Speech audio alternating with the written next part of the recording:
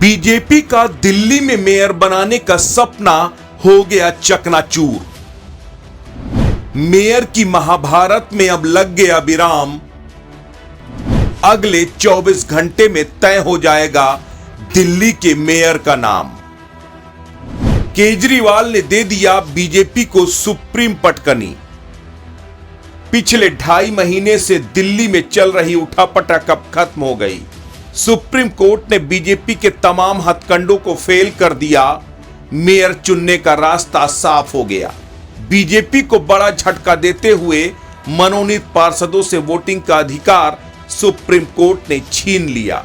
Court ने सीधे तौर पर कह दिया, नगर निगम की नियम 243 आर में मनोनीत सदस्यों को वोटिंग का अधिकार ही नहीं है। दिल्ली में 4 दिसंबर 2022 को नगर निगम के हुए चुनाव में आम आदमी पार्टी को 134 और भाजपा को 106 सीट, कांग्रेस को 9 और निर्दलीय को 3 सीटें प्राप्त हुई थी। उसी के बाद से लगातार दिल्ली नगर निगम में बीजेपी और आप के बीच सत्ता का संघर्ष जारी है। हारने के बावजूद बीजेपी दिल्ली नगर निगम की मेयर की कुर्सी पर गिद्ध दृष्टि लगाकर बैठी है। तमाम राजनीतिक हथकंडे अपनाए जा रहे हैं, किसी तरह नगर निगम के मेयर का चुनाव जीता जाए। पिछले 2.5 महीने में 3 हंगामेदार बैठक हो चुकी हैं।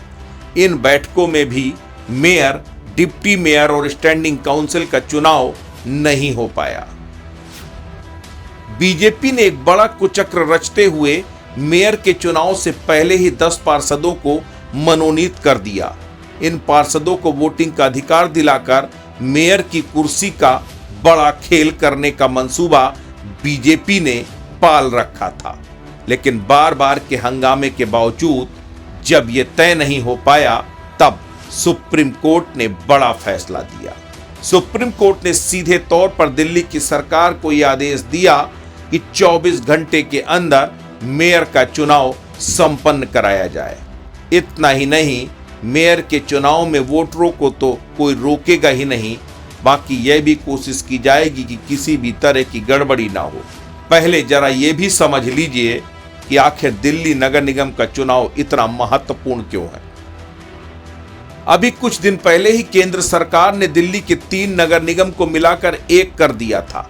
क्योंकि ये डायरेक्ट जनता के द्वारा चुने गए प्रतिनिधियों से बनती है, इसका बजट भी भारी भरकम होता है। इसके साथ इस पर केंद्र सरकार और एलजी का डायरेक्ट कंट्रोल नहीं होता है, जिसके कारण मेयर नीतिगत फैसलों को लेने, क्रियान्वित करने के लिए स्वतंत्र होता है। दिल्ली की मेयर की कुर्सी पर अगर आम आदमी पार्टी का कब्जा हो जाता है तो दिल्ली में आम आदमी पार्टी और ज्यादा मजबूत हो जाएगी, क्योंकि मुख्यमंत्री अरविंद केजरीवाल के साथ साथ दिल्ली का मेयर भी मुख्यमंत्री के समकक्ष न सिर्फ प्रोटोकॉल रखता है, बल्कि 2 पावर सेंटर से भी बचा जा सकता है।